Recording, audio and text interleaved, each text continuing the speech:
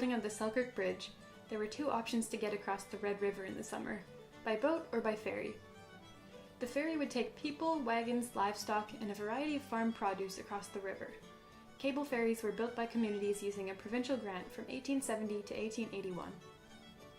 During the winter, there was no problem crossing over the ice to the village of Selkirk, but in the fall, when the ice started to form, there was no way to cross, as well as in the spring, when the breakup period would cause ice jams and high water.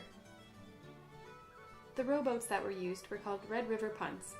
They were shaped so that they could move over the ice in the fall or early spring and were the major method of transport by many residents along the river. Some of them could take 8 to 9 people. The ferry was about 24 feet wide and 40 feet long and had cables on both sides to keep it going straight.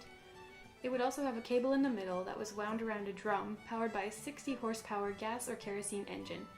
This would winch the ferry from one side of the river to the other. In earlier years, oxen were used to pull the ferry across.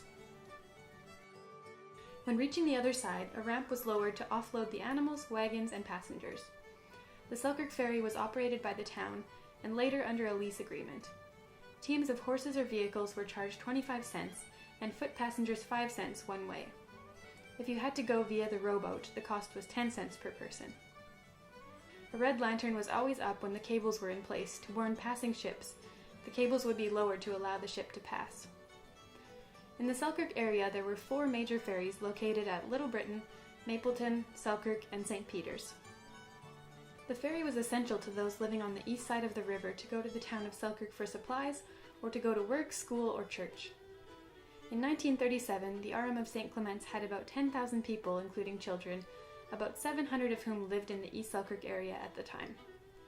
The only bridge across the river north of Winnipeg was the Lockport Bridge, which had been completed in 1914.